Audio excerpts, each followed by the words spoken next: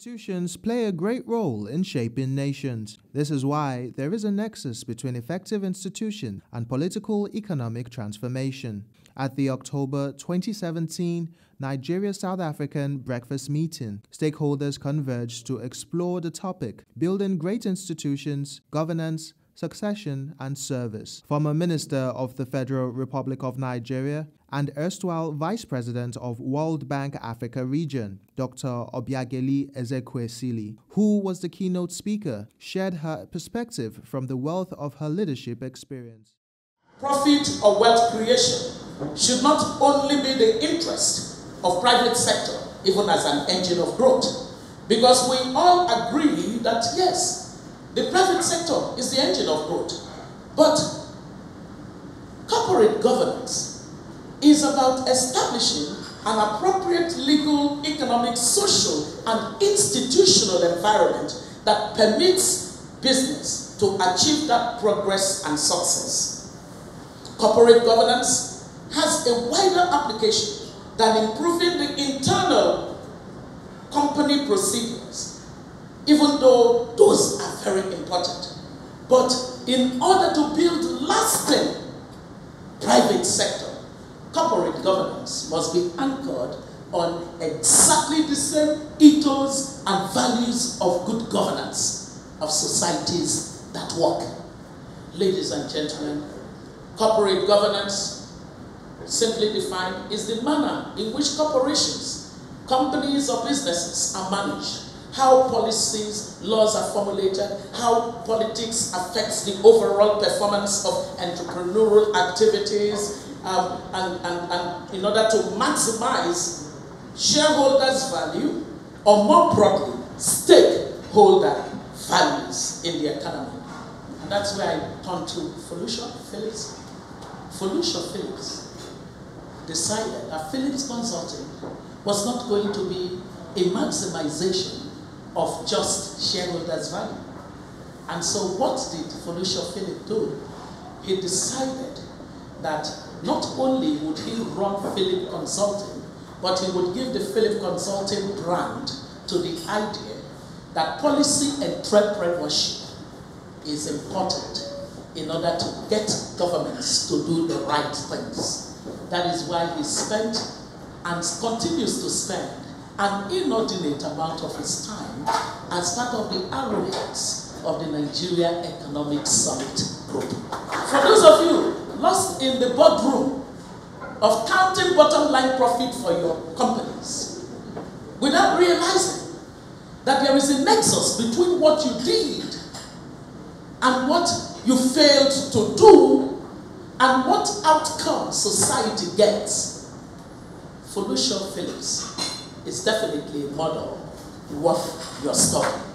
So, for all that are here today and listening, the message is not just for Felicia Phillips. It is for you. It is for our nation.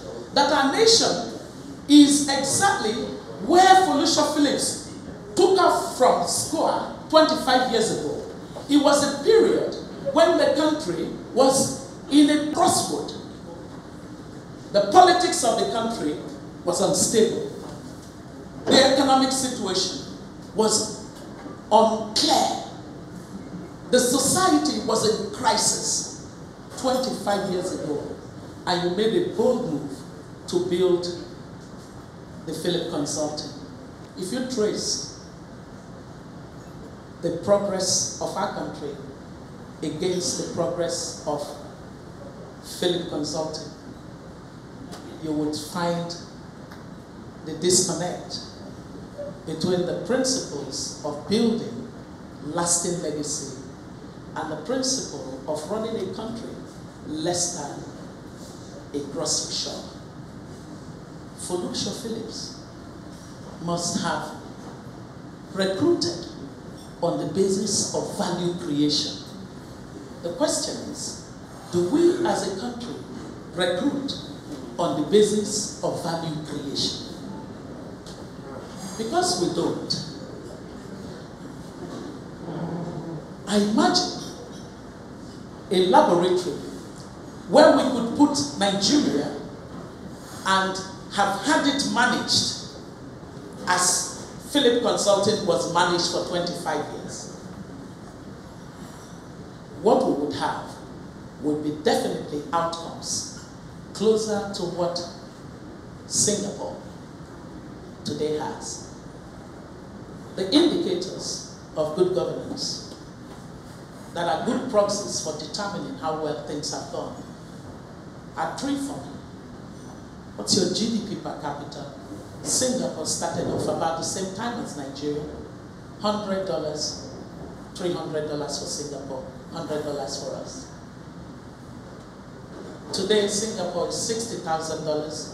We are $2,144. The knowledge quotient of a society can determine the outcome. Singapore's knowledge quotient is closer to 100. Ours is closer to 50.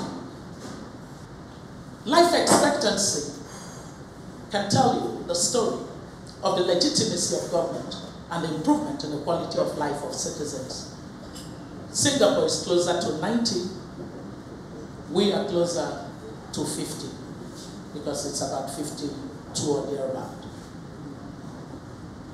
If Nigeria were run on the principles and practices of the building of an institution today known as Philip Consulting, after 25 years of the idea, it certainly would not have miserable outcomes like we have. And so we must build many more Philip Consultings, because when we build many more Philip Consultings, they become a signboard that would create our creative dissatisfaction with the poor governance that we have had to wrestle with in 57 years. It is only in stirring that creative dissatisfaction that we would have well honored a gentleman, a fine one at that, a professional, a visionary known as Felicia Phillips. The October edition was sponsored by Phillips Consulting, a leading professional services firm in the country, which is marking 25 years as a reputable organization. Keynote speaker Dr. Obiageli Ezekwesili speaks further on achieving effective institutions in Nigeria, particularly the political economic space. The best way that you can codify bodies of practices is to pass a legislation. But legislation that is a mere piece of document does not give you an institution. Legislation that brings to existence an agency still does not give you an institution. It would require what you call advocacy from the citizens, demanding that legislation and its enforcement, as well as the practice of the provisions of the legislation by the entities that it brought into existence, should follow the exact intent and objective. Over time, that demand exerts the necessary pressure and leads to a pattern of conduct that brings those laws and those agencies closer to attaining the status of institutional way of doing things. Therefore, if we will get to evolution of law and entities into institutions, we must have the demand pressure for accountability on the part of the suppliers of law and the suppliers of entities. And so my sense is that more and more of citizens' advocacy by chambers of commerce like the one that we're at today, advocacy by policy entrepreneurs that really can use data to show the evidence for doing things differently. All of these are key for this evolution process. Mr. Felicia Phillips also lends his voice to the issue of institution building and shares the experience of Phillips Consulting. There are many things that we know what to do, okay, but it's the will to go ahead and to do it. Again, it boils down to building institutions means filling those institutions with people that have the responsibility, they have the integrity, have the competence, have the character to be able to do what is expected of them. And knowing that they work with good systems, good processes, good procedures, the rules of corporate governance, the rules of governance itself. That's what we need to do. So we've got to find people who don't know how to do it, to teach them how to do it, people who are not aware of it, to make them aware that it is their presence in organizations, in institutions, that help those institutions to be great. Take people out is just a building. Take people out is just desks and tables. But put people in there to carry out what it is that they've been engaged to do, and to do so diligently and to the level of that is expected of them, then I think we begin to see changes that would occur. In the private sector, people do it because you've got to survive. If you don't do it, you will go under. You need to present yourself in such a way that you have a market, you provide value that people are ready to pay for, and that helps to sustain you. Obviously, in government, it's a bit different because you don't necessarily today depend on that kind of business or that kind of custom from people. It's almost a case of take it or leave it. This is what you got, and a lot of people have just taken it. A major takeaway from this discourse is the fact that institutions with strong governance, succession, and service-oriented philosophies will always prevail through challenges that are socio-political or political-economic.